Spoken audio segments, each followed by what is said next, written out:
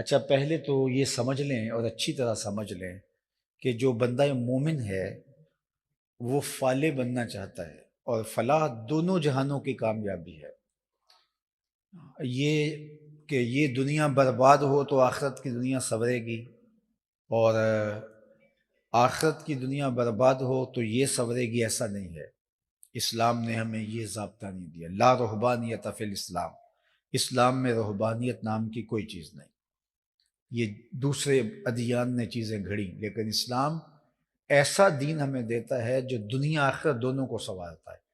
اس کی مثال میں آپ کے سامنے رکھوں کہ اللہ کے محبوب علیہ السلام کی خدمت میں ایک صحابی آئے جو بہت زیادہ کمزور تھے۔ ان کی کمزوری کو بیان کرنے کے لیے کہا گیا کہ چوزے کی طرح کمزور تھے، انتہائی مبالغہ ان کی کمزوری کے لیے، چوزے کی طرح کمزور تھے۔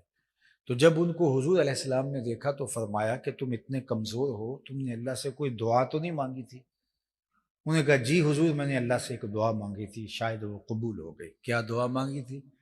میں نے بارگاہ عزتی میں کہا تھا مالک جو آخرت کے حصے کے دکھ ہیں وہ بھی دنیا میں بھیج دے،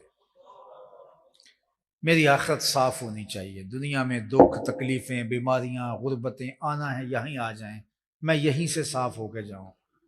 تو میں نے اللہ سے یہ دعا مانگی تھی، شاید میری دعا قبول ہو گئی ہے، اور یہ دکھ مصیبتیں تکلیفیں انہوں نے میرا گھر ہی دیکھ لیا ہے، اور مجھے بہت بیماریاں ہیں جنہوں نے مجھے توڑ کے رکھ دیا ہے، پریشانیاں ہیں انہوں نے مجھے توڑ کے رکھ دیا ہے۔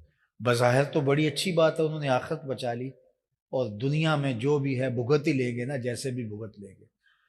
لیکن حضور علیہ السلام نے اس صحابی کی اس بات کو سن کر اس کو اپریشیٹ نہیں کیا، اس کو داد نہیں دی، بلکہ حضور نے جو فرمایا وہ سنیے صلی اللہ علیہ وسلم۔ آقا کریم نے فرمایا تو نے یہ کیوں کہا آخرت کے حصے کے دکھ بھی دنیا پہ آ جائیں؟ تو نے یہ کیوں نہیں کہا ربنا آتنا فی الدنیا حسنۃ وفی الآخرۃ حسنہ؟ اللہ مجھے اس جہاں میں بھی بہتریاں دے دے، اس جہاں میں بھی بہتریاں دے دے۔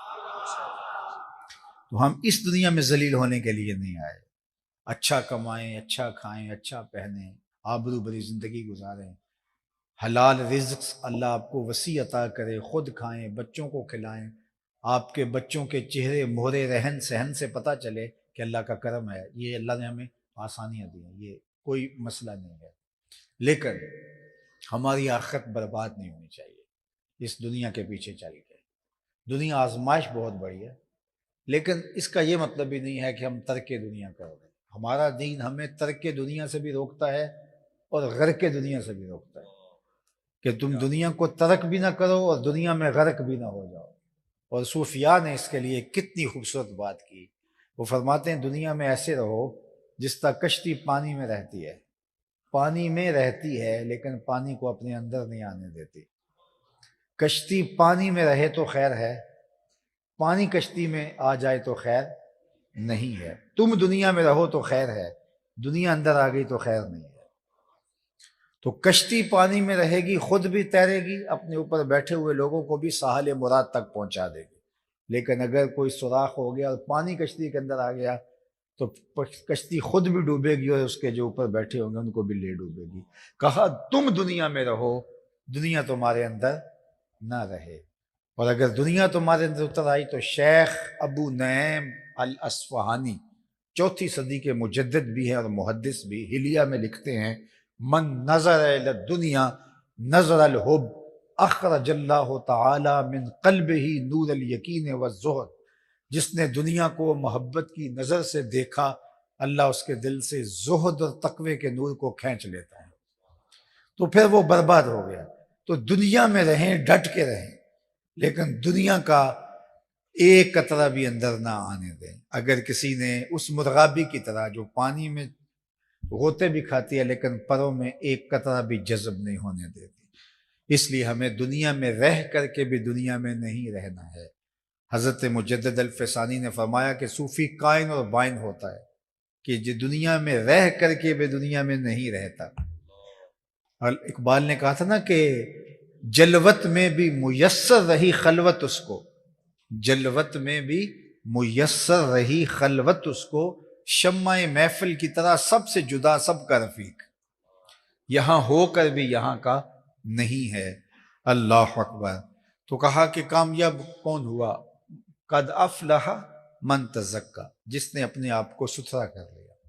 یہاں تزکیہ سے مراد باطن کا تزکیہ ہے، دل کو حسد سے، حقد سے، بغض سے، کینے سے، نفرتوں سے پاک کیا جائے، دماغ کو تکبر سے، غرور سے پاک کیا جائے، اپنے عمل کو ریاکاری سے پاک کیا جائے، اپنی زبان کو جھوٹ سے، غیبت سے، فحش کلامی سے، سب و شتم سے پاک کیا جائے، اپنے کان کو برے جو ہے وہ اقوال سے اور بری باتوں سے، برے نغمات سے، موسیقی سے پاک کیا جائے، اپنے ہاتھوں کو ظلم سے پاک کیا جائے، اپنے قدموں کو برائی کی جگہ کے جانے سے پاک کیا جائے، اپنے اعضاء کی تطہیر کی جائے، ظاہری اعضاء کی بھی اور باطنی اعضاء کی بھی، یعنی آپ کے جو ظاہری اعضاء ہیں وہ بھی گناہ سے بچیں، اور آپ کے جو باطنی اعضاء ہیں، دل ہے اور دماغ ہے، وہ بھی گناہ سے محفوظ ہوں۔ اور بالخصوص جو دل ہے یہ تمام اعضاء کا بادشاہ ہے، اگر اس کو بچا لیا تو باقی اعضاء بھی اس کے تابع ہیں۔ اللہ کے محبوب نے ارشاد فرمایا انسان کے جسم میں گوشت کا ایک ٹکڑا ہے، جب وہ صحیح ہو جائے تو پورا جسم صحیح ہو جاتا ہے، اور جب وہ خراب ہو جائے تو پورا جسم خراب ہو جاتا ہے۔ پھر فرمایا الا وہی القلب، سن لو گوشت کے اس ٹکڑے کا نام دل ہے۔ دل کی اصلاح پورے بدن کی اصلاح، دل کی پورے بدن کی خرابی۔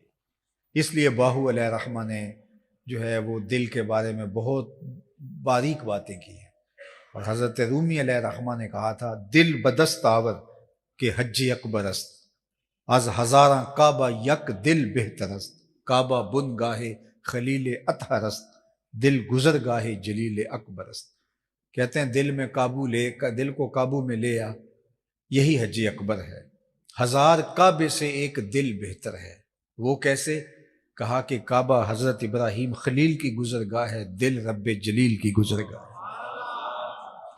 اس دل کو قابو جس نے کر لیا، اس دل کو جس نے درست کر لیا، اللہ اکبر۔ یہ بہت بڑی کائنات ہے، بظاہر تو چھوٹا سا مدغہ گوشت لگ رہا ہے، لیکن وچے ہی بیڑے، وچے ہی چھیڑے، وچے ہی ونج مہانے ہو، 14 طبق دلے دے اندر تمبو وانگوں تانے ہو۔ یہ سب کچھ اس دل کے اندر ہے۔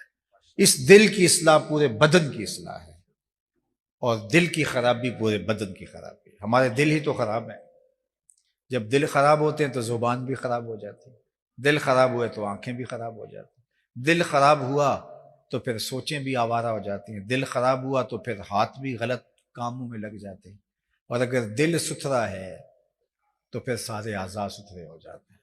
اس لیے باہو نے کہا تھا کہ دل کالے نالوں منہ کالا چنگا، جے کو یہ رمز پچھانے ہو۔ اصل تو دل کی ستھرائی ہے، دل کی پاکی۔ تو قد افلح من تزکا، کامیاب وہ ہوا جس نے باطن کو ستھرا کر لیا۔